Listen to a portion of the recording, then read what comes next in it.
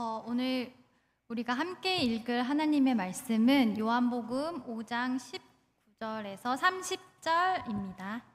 요한복음 5장 19절에서 30절까지의 말씀을 한 절씩 교독하시고 마지막 절은 함께 읽겠습니다.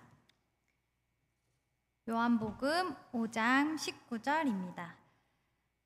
그러므로 예수께서 그들에게 이르시되 내가 진실로 진실로 너희에게 이르노니 아들이 아버지께서 하시는 일을 보지 않고는 아무것도 스스로 할 수 없나니 아버지께서 행하시는 그것을 아들도 그와 같이 행하느니라.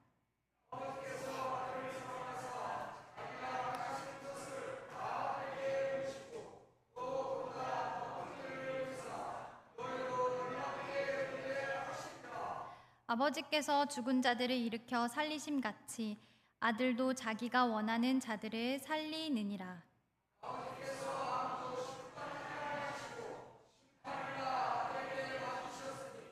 이는 모든 사람으로 아버지를 공경하는 것 같이 아들을 공경하게 하려 하심이라. 아들을 공경하지 아니하는 자는 그를 보내신 아버지도 공경하지 아니하느니라.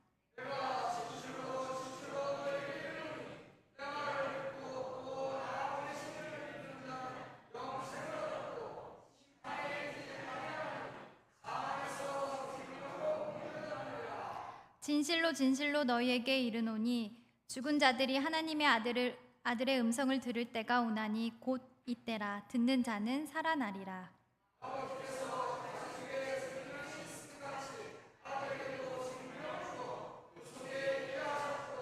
또 인자됨으로 말미암아 심판하는 권한을 주셨느니라.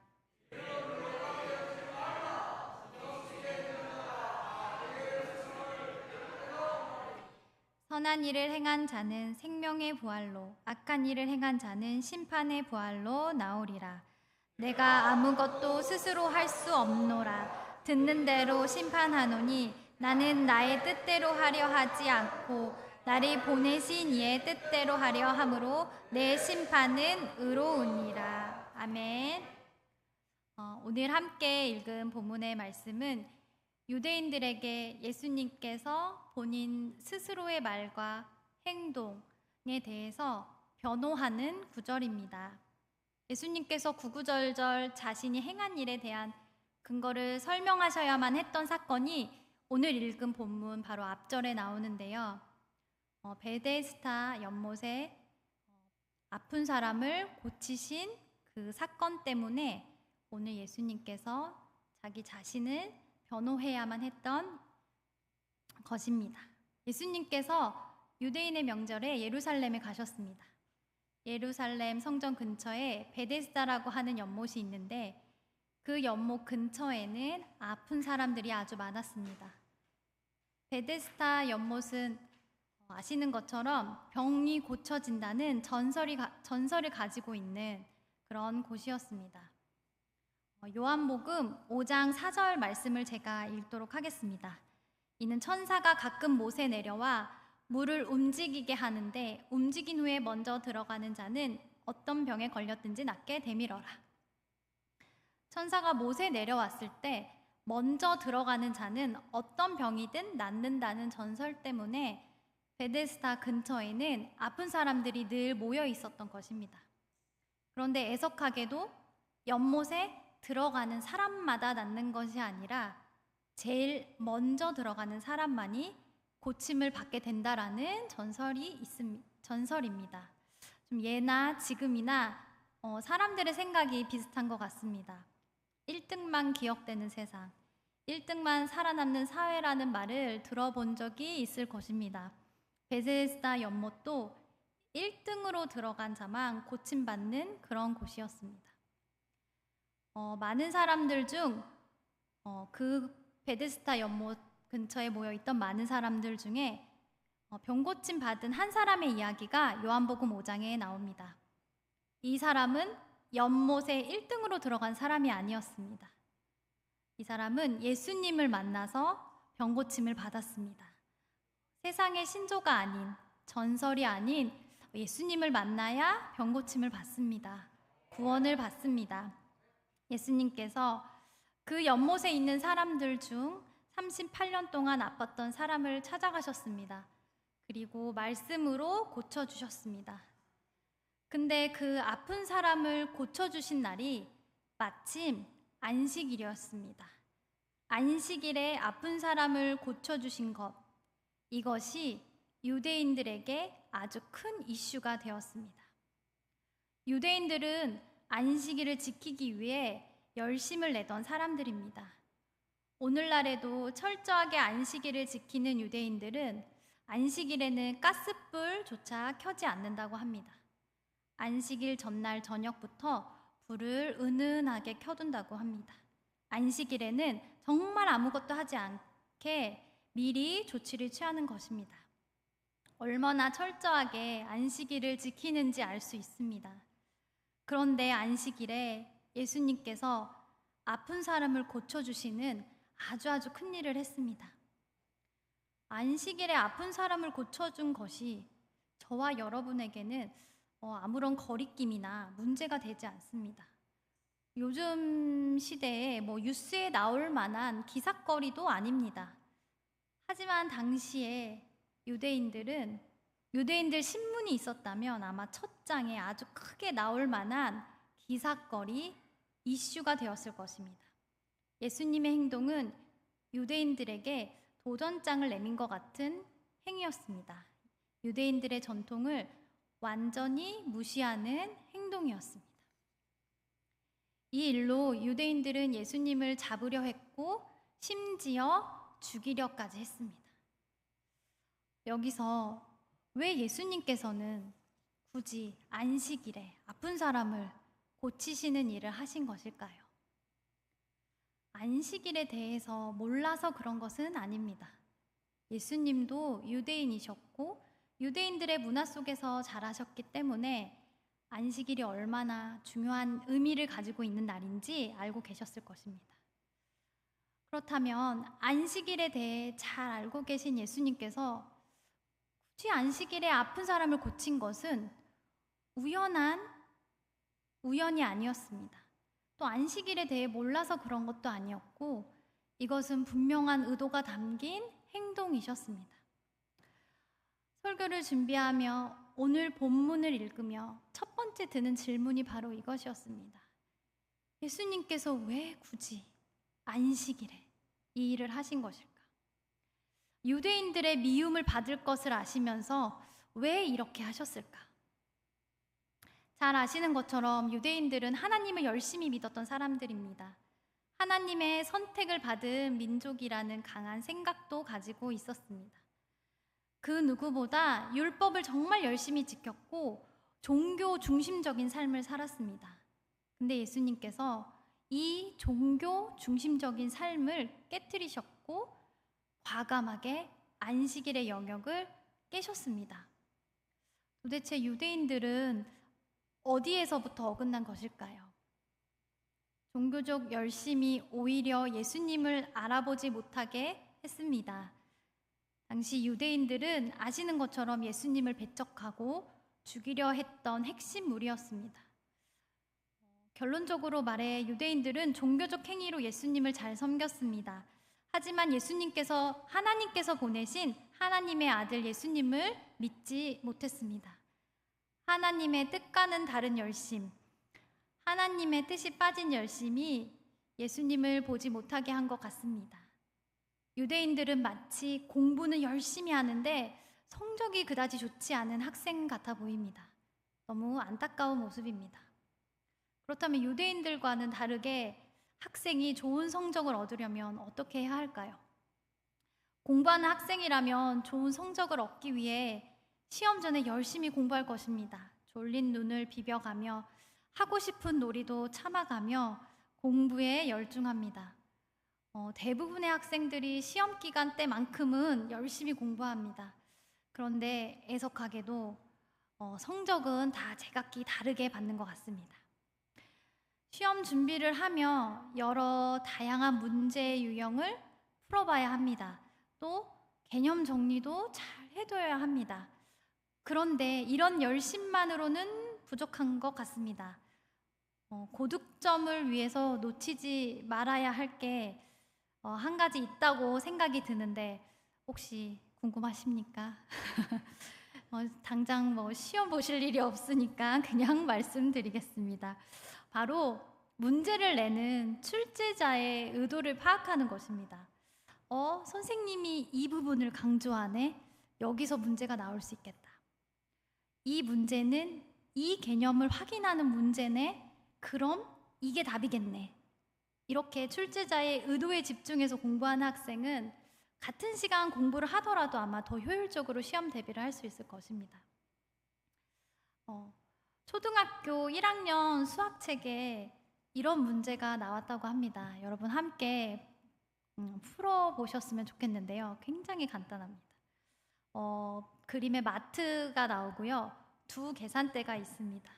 한 계산대에는 10명의 사람이 줄을 서 있고 다른 계산대에는 5명의 사람들이 줄을 서 있습니다. 자, 이제 문제를 드리겠습니다. 한번 맞춰보십시오. 두 계산대 중 어느 계산대가 더 빨리 일을 마칠까요?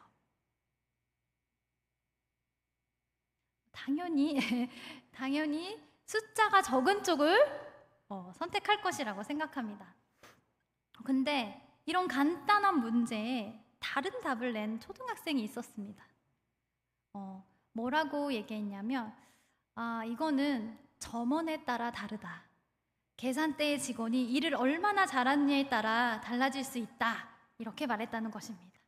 그래서 10명이 있더라도 일을 잘하면 더 빨리 끝난다고 그 아이는 생각했던 것 같습니다. 참으로 현장의 상황을 잘 고려한 현실적인 답입니다. 그러나 이 답은 정답이 아닙니다. 틀린 답입니다.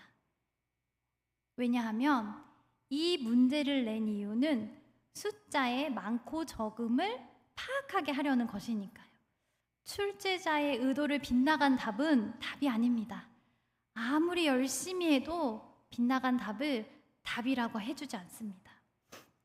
세상 사람들은 말합니다. 어떻게 예수님을 믿어야만 구원이 있냐. 이런 주장이 오히려 너무 야만적이라고까지 말합니다. 기독교의 메시지는 타 종교를 무시하는 아주 세련되지 않은 꽉 막힌 메시지라고 생각합니다. 오늘 본문의 유대인들처럼 말입니다. 유대인들은 예수님께서 하나님을 내 아버지라고 말한 것을 신성모독으로 여겼습니다. 그리고 종교적 규칙조차 지키지 않는 예수님을 엄청나게 비난했습니다. 마찬가지라고 생각합니다. 오늘날 많은 사람들이 예수님만이 구원의 길이라는 주장에 화를 냅니다. 이렇게 화가 난 유대인들에게 예수님께서 오늘 본문을 통해서 자기 자신에 대해서 이야기를 하십니다. 구원의 길을 제시하신 그 출제자 하나님의 뜻을 강조하며 말씀하십니다. 19절, 20절 말씀에 보면 진실로 진실로 이렇게 진실로라는 말씀을 2번이나 하시면서 이야기를 하시는데 19절, 20절 말씀을 제가 다시 한번 읽도록 하겠습니다. 19절 그러므로 예수께서 그들에게 이르시되 내가 진실로 진실로 너희에게 이르노니 아들이 아버지께서 하시는 일을 보지 않고는 아무것도 스스로 할 수 없나니 아버지께서 행하시는 그것을 아들도 그와 같이 행하느니라. 아버지께서 아들을 사랑하사 자기가 행하시는 것을 다 아들에게 보이시고 또 그보다 더 큰 일을 보이사 너희로 놀랍게 여기게 하시리라. 진실로 진실로 다시 말해 내가 너희에게 사실 그대로를 말한다. 내가 지금 하는 말은 거짓말이 아니고 이게 참 진리고 진실이야 라고 이렇게 예수님께서 강조하시면서 말씀하는 것입니다. 아버지께서 하시는 일을 아들도 한다. 아버지는 아들을 사랑하셔서 자신이 하시는 모든 일에 아들도 참여하게 하신다. 내가 행하는 더 큰 일도 너희들은 보게 될 거야. 너희들은 놀랄 거야. 근데 그게 바로 하나님께서 보내신 아들이라는 증거란다. 그게 바로 나란다 라고 예수님께서 말씀하고 계신 것입니다. 또 이어서 다시 한번 진실로 진실로를 두 번이나 말씀하시는 부분이 있습니다. 중요한 말씀이라 함께 읽었으면 좋겠습니다. 24절, 25절 말씀을 함께 읽도록 하겠습니다. 시작. 내가 진실로 진실로 너희에게 이르노니 내 말을 듣고 또 나 보내신 이를 믿는 자는 영생을 얻었고 심판에 이르지 아니하나니 사망에서 생명으로 옮겼느니라. 진실로 진실로 너희에게 이르노니 죽은 자들이 하나님의 아들의 음성을 들을 때가 오나니 곧 이때라. 듣는 자는 살아나리라. 진실로 진실로 제발 반드시 알아야 하는 것이 있다라고 말씀하십니다. 요즘 유명한 일타 강사의 말로 바꿔 말하면 이 부분이 바로 밑줄 짝 한 별표 5개 정도 적어야 하는 부분입니다. 유대인들이 놓친 하나님의 의도, 하나님의 뜻이 여기에 있습니다. 내 말을 듣고 또 나 보내신 이를 믿는 자는 영생을 얻었고 심판에 이르지 아니하나니 사망에서 생명으로 옮겼느니라. 예수님께서 하신 말을 듣고 예수님을 보내신 하나님을 믿는 사람은 구원을 얻습니다. 죄송합니다. 다른 길이 없습니다. 종교적 열심이 구원에 이르는 길이 아닙니다. 제일 먼저 1등으로 무언가를 해야 생명을 얻는 것이 아닙니다. 하나님께서 말씀하신 분명한 길은 오직 예수님 한 분, 그분의 말을 듣고 믿는 것입니다. 예수님을 믿는 자는 영원한 생명을 얻습니다. 심판에 이르지 않고 사망에서 생명으로 옮겨진 삶을 살아가게 됩니다. 이것은 미래에 얻어지게 되는 것이 아니라 현재 지금 우리 삶에 적용되는 메시지입니다. 하나님께서는 구원의 길을 예수님을 통해 열어두셨습니다. 왜냐고요?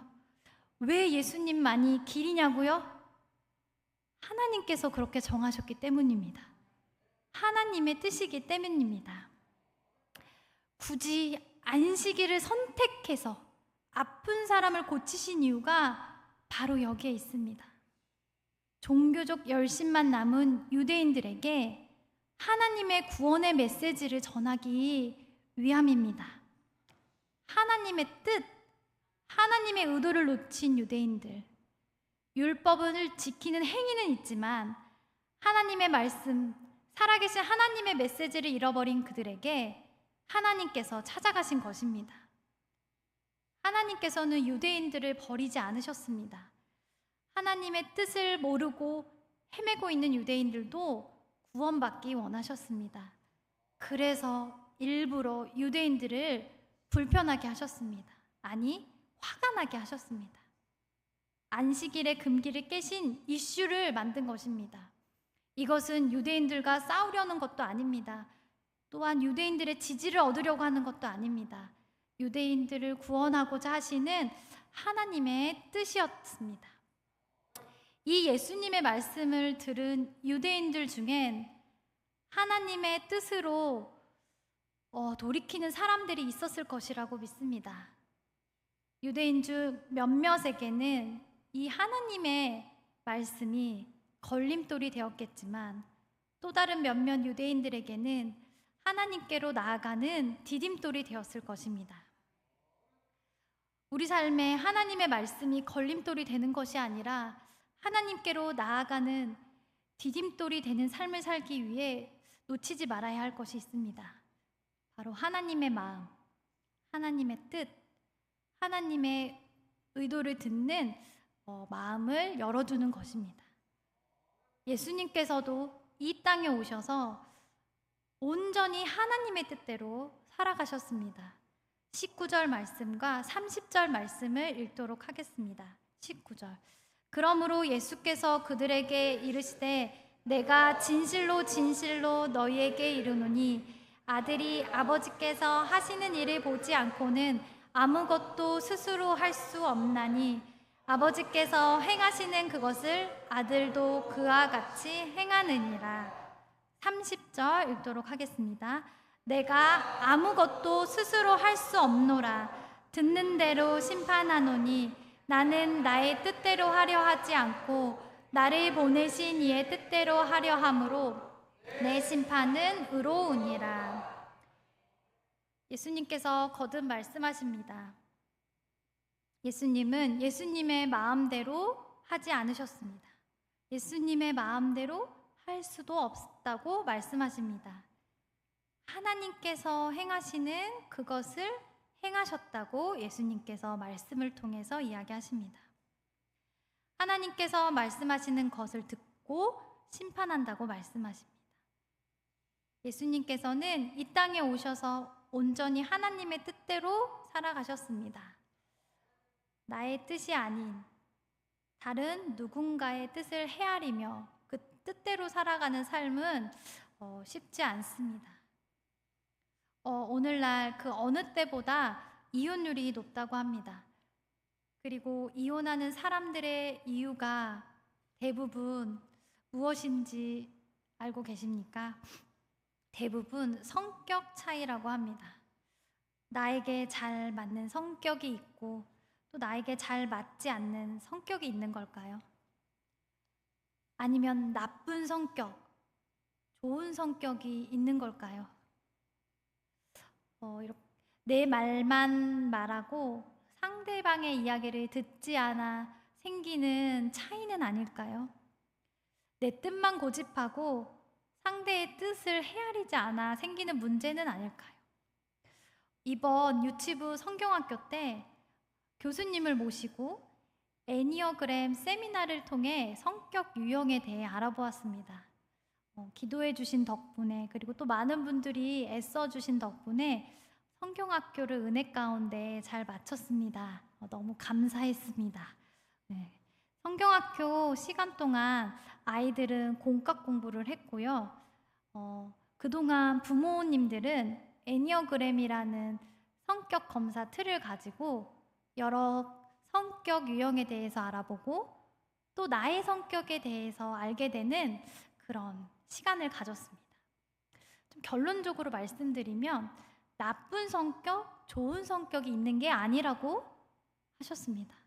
좋을 때 나오는 성격이 있고 나쁠 때, 상황이 안 좋을 때 나오는 성격이 있다고 합니다.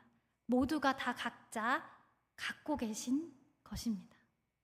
그래서 상황이 안 좋을 때, 나쁠 때, 내가 이런 성격이 나오는구나, 조심해야지 하며 내 삶에 불필요한 부분들을 걷어내고 나쁜 부분들을 줄여가며 하나님의 모습, 하나님의 성품을 닮아가는 삶을 살 것을 강조하며 이야기해 주셨습니다. 그러면서 한 가지 예화를 이야기해 주셨는데요. 혹시 소와 사자가 결혼한 이솝 우화를 들어보신 적이 있습니까? 아마 한 번쯤 들어보셨을 거라고 생각이 듭니다. 사자하고 소가 주변 사람들의 반대를 무릅쓰고 결혼을 합니다. 사자는 자신이 좋아하는 부위의 고기를 잘 가지고 있다가 소에게 줍니다. 소는 자신이 좋아하는 풀을 정성껏 모았다가 사자에게 줍니다. 근데 사자는 풀을 먹지 못하고 소는 고기를 먹지 못합니다. 근데 서로에게 내가 생각하기에 가장 좋은 것을 줍니다. 소와 사자의 끝이 어떻게 됐을까요? 예상대로 좋지 않게 끝이 납니다. 내가 좋은 것이 상대에게는 독이 될 수도 있습니다. 이 짧은 우화이지만 이 우화를 통해 사람 사이의 관계, 하나님과의 관계에서의 지혜를 얻을 수 있습니다. 사랑은 내가 좋은 것을 주는 것이 아닙니다. 상대가 필요한 것, 상대에게 좋은 것을 주는 것이 사랑입니다. 그렇다면 상대가 좋아하는 것을 주려면 먼저 상대의 말을 들어야겠지요. 상대가 뭘 좋아하는지 물어야겠지요. 예수님께서는 자신의 뜻대로 살지 않으셨습니다. 오늘 본문을 읽으면 예수님께서 행하신 행동, 그 말의 근거를 다 하나님께 두고 계십니다. 예수님께서는 하나님께 먼저 귀를 기울이셨습니다. 먼저 듣고 그 다음에 결정하셨습니다. 예수님이 좋은 것을, 예수님 마음대로 예수님께서 좋은 것을 선택하지 않으셨습니다. 매사에 모든 일에 하나님의 뜻대로 살아가셨습니다. 예수님의 이런 모습을 우리가 닮아야 한다면, 이렇게 예수님의 모습을 닮기 위해 연습해 간다면 하나님께서 하시는 말씀들이 내 삶의 걸림돌이 되는 것이 아니라 하나님의 뜻대로 나아가는 디딤돌이 될 것이라 생각합니다. 내 뜻, 나의 열심, 종교적 열심을 강조하다 보면 하나님을 잃어버릴 때가 있습니다. 내 뜻, 또 세상의 가치대로 살아가다 보면 하나님의 뜻과 말씀이 마치 내 삶에 걸림돌이 되는 것과 같이 느껴집니다. 하지만 하나님을 사랑하는 마음으로 하나님의 말씀에 먼저 귀를 기울인다면 하나님의 말씀은 하나님께로 나아가는 디딤돌이 될 것입니다. 우리 삶 가운데 하나님의 말씀에 걸려 넘어지는 것이 아니라 내 삶에 말씀하시는 하나님의 말씀에 귀를 기울이고 그 뜻을 헤아리며 선택하시기를 바랍니다.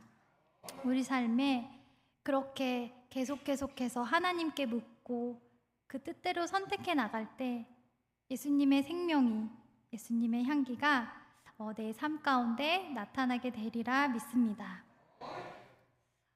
내 삶에 어떤 나의 열심이 무너지고 또는 내 스스로가 세운 건의가 사라지고 그럼으로 인해 화가 나는 일이 혹시 있습니까? 이 모든 것들이 예수님의 뜻, 하나님의 구원하심이 담겨져 있는 계획일 수 있습니다. 하나님께 먼저 듣고 하나님의 뜻대로 선택하며 하나님을 닮아가는 저희가 되기를 바랍니다. 말씀을 마치도록 하겠습니다.